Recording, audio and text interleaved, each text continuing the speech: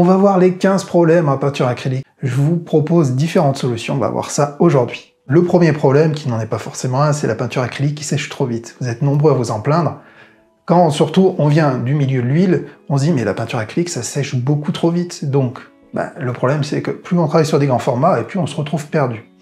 Alors, c'est pas un problème, c'est juste qu'il faut bien comprendre comment s'utilise la peinture acrylique. En huile, on travaille souvent à la prima, donc on revient sur différents détails, on corrige, etc. Et on a le temps de le faire. En peinture acrylique, on travaille couche par couche. Une première couche de peinture un peu grossière pour le fond, et petit à petit on va aller dans le détail. On laisse sécher, nouvelle couche, on laisse sécher, encore une couche, et petit à petit, après on travaille sur des petites zones, des petits détails qu'on laisse sécher, et c'est de cette façon-là qu'on travaille généralement avec la peinture acrylique. Donc en soi, c'est pas un problème. Si par contre vous voulez travailler à la prima sur du très grand format et que vous voulez que tout reste dans le frais, vous pouvez très bien rajouter un retardateur. C'est la force de la peinture acrylique, c'est que vous pouvez rajouter différents médiums. Le retardateur, vous en mettez un peu dans votre peinture avec un peu d'eau, il va vous permettre d'avoir une peinture acrylique qui va mettre beaucoup plus de temps avant de sécher. Deuxième problème, vous me le dites souvent, et c'est surtout les débutants qui le font, ah ben il y a des traces dans ma peinture. Quand je passe le pinceau, il y a des traces dans ma peinture, je trouve ça pas beau, etc. Ok, ça peut être un problème. Alors les différentes solutions que je vais amener, c'est déjà, il faut travailler avec le bon pinceau. Si vous travaillez avec une peinture très dense, pas diluée, et un pinceau avec des poils rêches et épais, de porc par exemple, oui, là, on va avoir les traces, c'est évident. Moi, ce que je vous recommande, c'est des petits pinceaux comme ça qui sont à la base faits pour le vernis. C'est des pinceaux en fibre synthétique qui sont très fins. Normalement, on les utilise pour vernir. Moi, je les utilise pour peindre. Ça permet d'avoir quelque chose de très doux. N'oubliez pas aussi de diluer de façon optimale. Et vous pouvez le faire avec de l'eau. Je le fais qu'avec de l'eau. Votre peinture acrylique pour justement avoir une peinture fluide qui va bien épouser les formes de votre pinceau et pas quelque chose de trop dense à étaler. Alors je fais une parenthèse pour tous ceux qui veulent savoir le matériel que j'utilise pour la peinture acrylique. Téléchargez mon guide de matériel, c'est totalement gratuit, c'est accompagné d'un cours de peinture qui est offert. Là c'est cadeau, je vous mets le lien en description et ici. Autre problème avec l'acrylique, c'est les teintes qui deviennent plus ternes après séchage. Oui, bon c'est vrai. Mais vous allez voir que ça se détourne facilement. Déjà ça dépend de comment vous utilisez votre peinture acrylique. Et ça dépend aussi de la peinture que vous utilisez. Entre une peinture fine et une peinture extra fine, oui, la peinture fine va ternir. La peinture extra fine ne va pas ternir. Elle va garder toute son intensité, toute sa saturation, toute sa pigmentation. Mais quand vous travaillez avec des peintures fines, c'est pas un problème en soi. Le souci, c'est que des fois, on utilise mal la peinture acrylique. C'est-à-dire que si vous faites un fond noir très foncé et que vous utilisez un magenta, peinture fine avec un indice d'opacité qui est semi-transparent, semi-opaque, ben oui, effectivement, vous allez laisser passer la lumière qu'il y a dessous de votre teinte sous-jacente. Vous allez laisser, la lumière va passer à travers votre peinture et elle va laisser ressortir la teinte sous-jacente qui est le noir. C'est-à-dire que si votre fond est foncé et qu'il y a du magenta par-dessus, ben oui, le noir va passer à travers et vous allez avoir une peinture qui va être beaucoup plus foncée au séchage. Donc plutôt que de rester sur la qualité de la peinture et de faire une fixation là-dessus, essayez de bien utiliser cette façon-là. Si vous voulez mettre du magenta par-dessus un noir, il est souvent intéressant peut-être de faire des aplats de blanc et ensuite de faire des petits glacis de magenta par-dessus votre blanc. Là, vous allez voir, ça fonctionne à merveille. Autre problème, ça m'est souvent arrivé, ça m'arrive encore aujourd'hui, les couches sous-jacentes qui se réactivent. C'est-à-dire, je vous explique. Vous êtes en train de faire un fond, vous laissez sécher, et puis vous rattaquez normalement, logiquement, votre deuxième couche de peinture. Et puis en diluant un peu sur le support votre deuxième couche de peinture, vous vous rendez compte que la première, elle vient se mélanger avec la seconde. Et ça, c'est horrible. Et pourtant, vous étiez persuadé que votre première couche était sèche. Alors, quand c'est comme ça, c'est que non, c'est pas assez sec. Donc moi, j'utilise souvent un décapeur thermique. Mon décapeur thermique va me permettre vraiment de figer assez efficacement ma première couche de peinture et je vais pouvoir repeindre par-dessus. Assurez-vous que vos couches soient bien sèches. Parce qu'en fonction de la dilution de la première couche, même en attendant longtemps, malheureusement, si on ne chauffe pas la zone, eh ben vous allez voir qu'elle va se mettre à refondre ou à craqueler ou à partir avec votre seconde couche. Et là, c'est catastrophique parce que vous êtes obligé de tout refaire. Refaire des couches, etc. Donc ça crée beaucoup de frustration. Je vous comprends, je connais ça, ça m'est souvent arrivé. Donc n'oubliez pas de chauffer. C'est vraiment mon conseil. Si vous n'avez pas de décapeur thermique, un petit sèche-cheveux, un vieux sèche-cheveux que vous n'utilisez plus, donnez-lui une seconde vie. Ensuite, les bulles d'air dans la peinture ou le vernis. Souvent dans le vernis, vous êtes beaucoup à me le dire. Vous mettez votre couche de vernis, de peinture, et puis là, il y a des bulles. Ah, et qu'est-ce qu'on fait? Eh ben, généralement, certains vont dire, bon, ben, je vais laisser sécher, ça va partir, et c'est une grossière erreur. Parce qu'en séchant, on l'a dit, hein, la peinture acrylique ou les vernis, ils sèchent vite. Et le souci, c'est que vos bulles, elles vont s'incruster, elles risquent d'exploser dans la peinture ou de rester des fois complètement figées dans votre peinture, et ça fait des sortes de cratères, d'auréoles. C'est horrible. Donc, il faut chauffer. Décapeur thermique, une fois de plus, un petit coup, mais vraiment un petit coup, un seul coup, et bam! Ça va exploser. Vos bulles vont vraiment disparaître. Moi, avec le vernis, ce que j'ai remarqué avec le temps, avec maintenant bientôt 1000 tableaux, c'est que vraiment, je vais faire un passage, je relève, un passage, je relève. Ouais, je mets des petits coups comme ça. Les petites vagues de chaleur que ça envoie de façon brève sur votre vernis ou votre peinture vont être généralement plus efficaces pour faire exploser vos bulles de peinture. Ensuite, les bords sales ou mal définis. Bord sale, dans mon cas, pas de souci. Comme vous le savez sur mes différents tableaux, je peins les tranches, je peins les bords. Mais par contre, ce qui arrive, des fois, souvent quand on travaille au couteau, comme sur ce tableau par exemple, on a des débords de peinture. On a de la peinture sur les bords, et puis sur le coup, on s'en rend pas compte. C'est au début, hein. Et ben, ce qu'il faut faire, c'est prendre un couteau à peindre, par exemple, et puis vous allez enlever les débords de peinture sur les bords. Vous allez gratter un peu, vous allez enlever avant d'attaquer les prochaines couches. À chaque fois qu'il y a de la matière, qu'il y a beaucoup de peinture, et aussi quand vous appliquez du gesso, surtout, aïe aïe aïe, nettoyez bien vos bords. Soit au chiffon, soit au couteau, et que ce soit bien droit. Comme ça, il n'y aura pas de mauvaise surprise quand vous serez à l'étape de finition. Parce que sinon, si vous peignez vos bords noirs avec de la matière qui a séché, c'est la catastrophe. Autre astuce, si vous avez quand même laissé sécher, vous prenez un cutter, vous pouvez enlever, avec un bon cutter, hein, vous pouvez enlever et couper les morceaux d'acrylique qui se sont figés sur le bord, ou les morceaux de modeling paste, quand vous faites de la matière, ou sinon vous pouvez poncer avec un papier fin, ça fonctionne aussi très très bien. Attention par contre de ne pas aller attaquer le support. Ensuite, difficulté à obtenir des dégradés doux. Oui, une fois de plus, l'acrylique sèche vite si vous la diluez pas, si vous préparez pas bien vos deux teintes à mélanger quand vous faites un dégradé, et que vous restez trop longtemps dessus, ça va être la catastrophe. Ça, une des deux teintes va commencer à sécher, vous tirez votre peinture, vous allez vers l'autre, ça frotte, ça fait quelque chose qui n'est finalement plus un dégradé, mais quelque chose qui commence à se déchirer. Donc entraînez-vous. Entraînez-vous à faire vos dégradés, diluez-les avec un peu d'eau qui va retarder un peu le temps de séchage et qui va rendre votre peinture beaucoup plus fluide et qui va vraiment créer cet effet de douceur entre deux teintes. C'est un coup à prendre, mais entraînez-vous. Entraînez-vous, entraînez-vous, et ça va venir tout seul. Sinon, il y a plein d'approches, comme dans mes différents cours, et je peux vous recommander mon cours 50 nuances d'abstrait, c'est vraiment celui où je vous montre tout. C'est vraiment une approche de la peinture abstraite globale à ma façon. Il y a une grosse partie sur les dégradés, et je vous montre tous les types de dégradés que je sais faire et que je vous propose. Il y en a au moins 7, dont les dégradés optiques. Les dégradés optiques, on n'y pense pas assez souvent, c'est les dégradés basés sur la technique des glacis. Et là, du coup, vous n'aurez plus de problème. Cette technique qui approche grossièrement, bien entendu, le sfumato de De Vinci. Ensuite, les pinceaux qui perdent leur poil. Alors les pinceaux, ça s'entretient avant et après. Lavez-les avec de l'eau tiède, et pas chaude, surtout pas chaude. Déjà, avant une première utilisation, lavez-les une première fois. Vous risquez de perdre quelques poils. Ensuite, après chaque utilisation, on est tenté de mettre un coup d'eau chaude parce qu'on sait que l'eau chaude, ça nettoie mieux. Surtout pas. Si vous utilisez l'eau chaude, ce qui se passe ici dans ce qu'on appelle la virole, dans cette partie-là, vous allez avoir de l'eau chaude qui va couler à l'intérieur et qui va agir sur la colle qui tient toutes ces fameuses fibres ou ces poils. Et qu'est-ce qui va se passer sur les utilisations ensuite? Il y a forcément des poils qui vont se décoller un peu et qui vont rester sur votre prochain tableau, et là c'est la catastrophe. Donc déjà ça, c'est important. Nettoyez-les de la bonne façon, avec douceur, l'eau tiède. Et laissez-les sécher comme ça. Jamais comme ça, sinon l'eau coule dans la virole. Alors que si vous les lavez comme ça, l'eau va partir vers le bas. Ça peut vous paraître bête, mais c'est ce qui fera toute la différence sur le long terme sur votre matériel, pour éviter d'en racheter tout le temps. Après, il faut les bons pinceaux. C'est vrai que certains pinceaux, malheureusement, et vous en avez fait l'expérience avec moi il y a des années, perdent leurs poils plus facilement.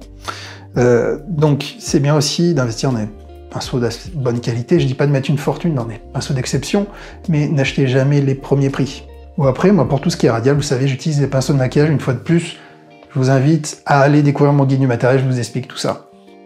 Ensuite, les pinceaux qui sèchent, c'est pareil, c'est raccord. Quand on peint, hein, au début, on achète plein de pinceaux parce qu'on ne sait pas forcément utiliser un pinceau pour différentes choses, je peux comprendre.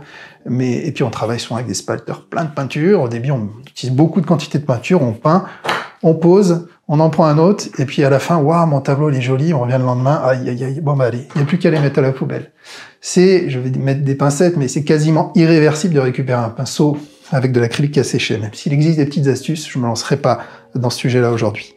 Le mieux, c'est de bien tout de suite tremper. Moi, j'ai des seaux d'eau à côté de moi et je les mets tout de suite dans l'eau. Par contre, laissez-les pas trop longtemps là-dedans, dans ces seaux d'eau, parce que, bah, je vous avoue, ça m'arrive souvent. Moi, je suis honnête avec vous, vous le savez.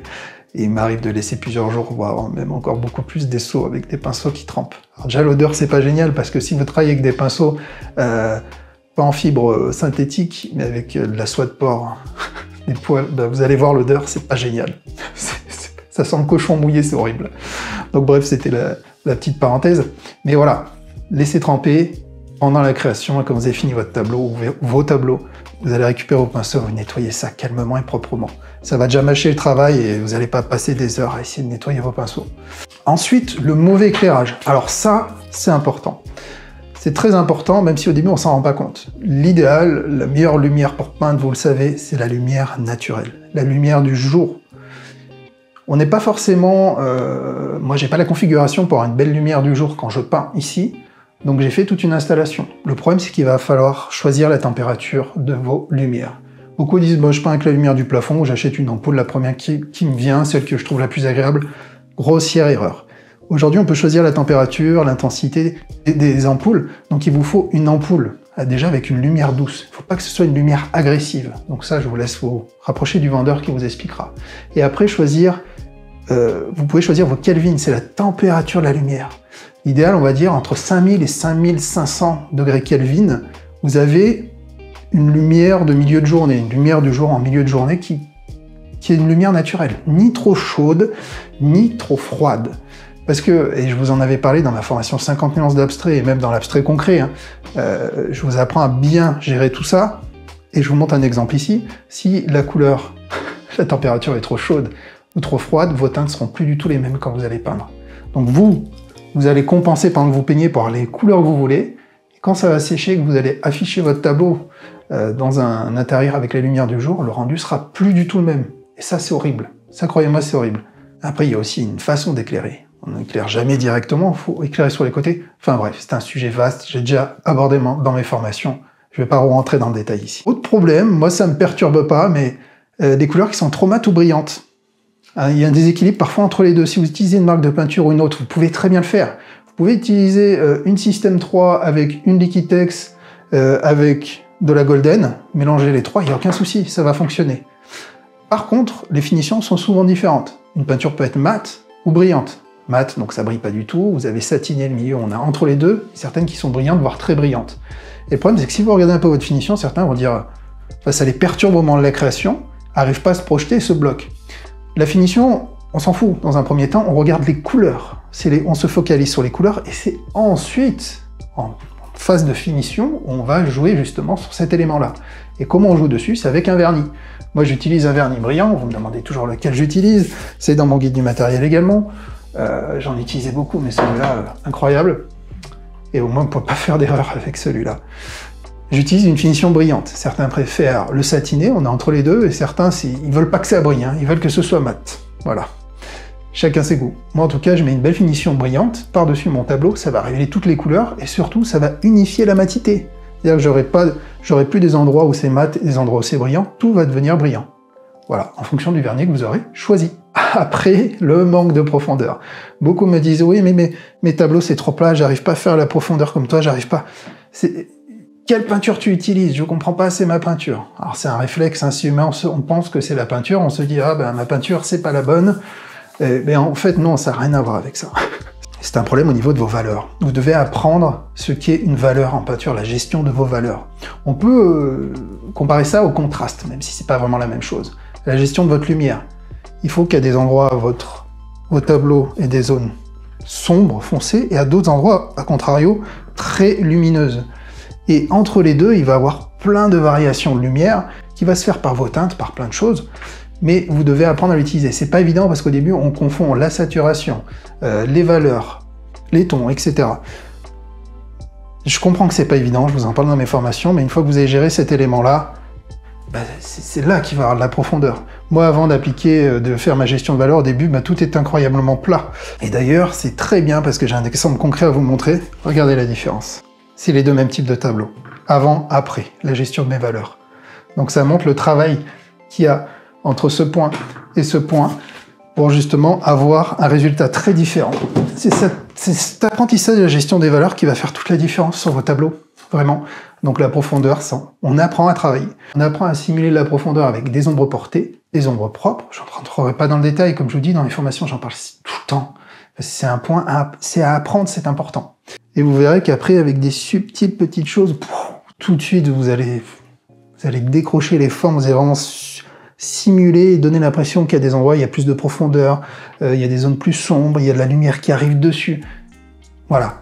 Donc c'est pas une question de peinture, de matériel autre, c'est une question de méthode, tout simplement. Autre problème, les textures s'aplatissent. Alors là, par contre, c'est une question de matériel. On dit que souvent, bah, vous êtes frustré, vous passez du gesso, du molding paste haute densité. Alors molding paste, c'est ce qui permet de faire de la matière. Molding paste, déjà, il faut le prendre haute densité, soit du mortier ou du haute densité. C'est des choses assez denses qui se tiennent. Mais le problème, c'est que même en fonction de ça, en fonction des marques, ce que j'ai remarqué, bah, vous n'avez pas les mêmes molding paste. Je vais pas dire les marques qui, moi, ne me conviennent plus, mais je vais plutôt vous dire celles qui m'ont apporté beaucoup de satisfaction. Récemment, et je ne fais pas un placement de produit, hein. Liquitex m'a jamais donné le moindre centime, et voilà. Liquitex Molding Paste mortier de structure. Alors celui-là, maintenant je l'achète en seau, vous allez faire une texture, elle va pas bouger. Et l'avantage, contrairement aux autres aussi, elle sèche beaucoup plus vite. J'ai remarqué ça, ça sèche beaucoup plus vite. Et ça garde bien les formes du couteau, et ça c'est ce qu'on veut, généralement. On veut vraiment que ce soit sharpé, comme on dit, qu'il y ait vraiment des formes assez abruptes pour pouvoir travailler correctement dessus, faire des effets, des coulures. Sinon, il y a le Modeling Paste, aussi haute densité, de Golden, qui est très bien. C'est plus cher. C'est plus cher, et franchement, pour être honnête, moi, en tout cas moi, dans mon usage, je vois pas vraiment la différence entre un Modeling Paste Golden et celui que je vous ai montré de Liquitex. C'est pour moi. J'ai peut-être pas le niveau de compétence d'un artiste peintre accompli qui va vraiment voir la différence. Mais le Liquitex est très bien. Et pourtant, après, en toute transparence, je suis ambassadeur Golden. C'est-à-dire que je travaille avec leur peinture, mais j'ai toujours dit ce que je pensais du matériel. Alors les peintures Golden, c'est le Graal pour moi. Elles sont vraiment incroyables. Il y a un avant et un après. Hein. Quand vous utilisez de l'extra fine et de la fine, c'est quand même deux mondes différents. Je vous en ai souvent parlé, je pourrais développer ce sujet-là si ça vous intéresse. Ensuite, les gâchis de peinture. Alors ça, déjà, quand vous utilisez des palettes, utilisez la récupération, des seaux, des capuchons de seaux, des dos de toile que vous utilisez plus, des bouts de carton, des choses quand même perméables, mais essayez d'utiliser de la récupération et surtout, utilisez des toutes petites quantités de peinture quand vous peignez. Au début, on a tendance à prendre le tube et puis je te mets un peu de peinture là. Allez-y avec des petits points, allez-y avec parcimonie. Voilà des derniers tableaux aussi, également. Allez-y avec parcimonie.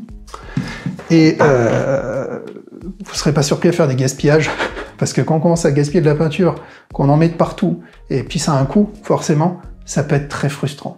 Donc au début, c'est pas évident de jauger, mais petite quantité, et vous en rajoutez au besoin, c'est tout. Et vraiment effleurez vos tubes quand vous déposez la peinture. Ça peut paraître bête, mais je pense que vous savez de quoi je parle, ça vous est arrivé. Et pour finir, un point important, c'est le manque de confiance en soi. D'ailleurs, je fais une parenthèse, c'est l'exclusivité. Il faut le dire à personne. Je suis en train de préparer la formation de cette année. Comme vous savez, c'est une grosse formation chaque année.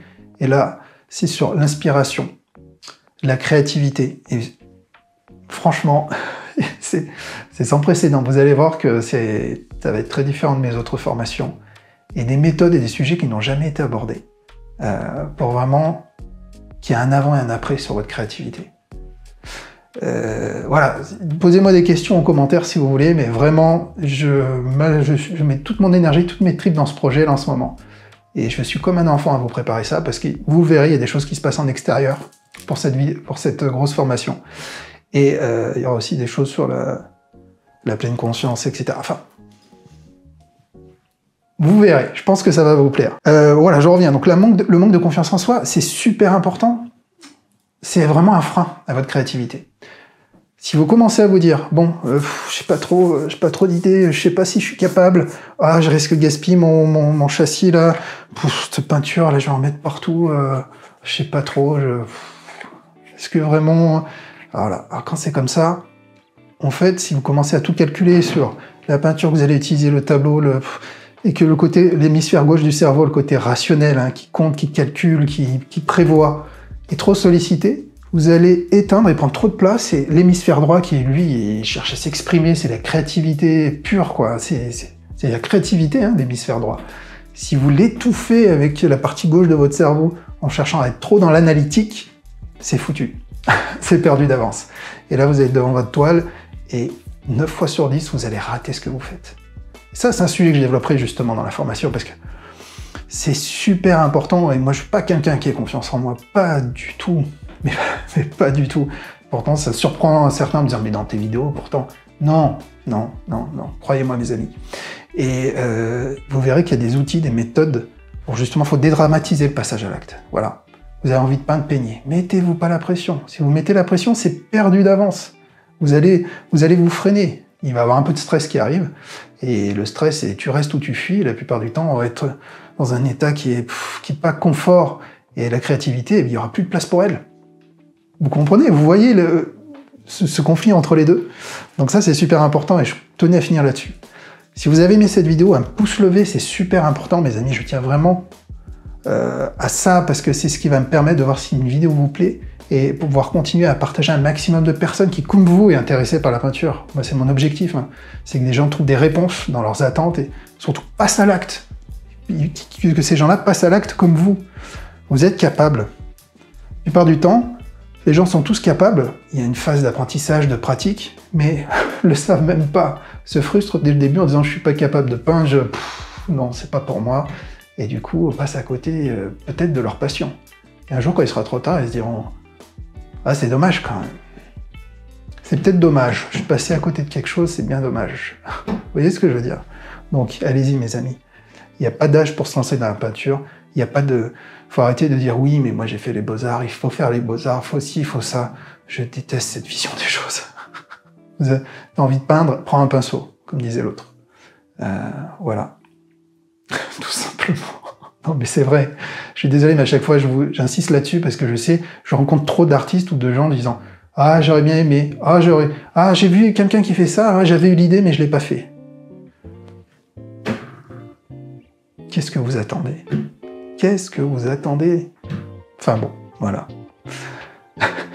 Désolé, mais à chaque fois je vous parle avec le cœur et j'ai besoin de vous motiver, j'ai envie de vous dire allez-y quoi. Allez-y, allez-y. La peinture, c'est autant pour vous, pour moi, que pour tout le monde. Il ne devrait pas y avoir de caste ou de gens qui sont catégorisés en disant oui, je suis créatif, moi je le suis. Oh non, moi je le suis pas. Suivez votre cœur et c'est tout. Et je m'arrêterai là-dessus. Excellente journée à vous, j'ai hâte de voir vos commentaires. Et puis n'oubliez pas le guide du matériel si vous voulez découvrir, comme je vous l'ai dit, tout ce que je vous propose. Et puis moi je vous dis à très bientôt pour une autre vidéo. Ciao ciao les amis.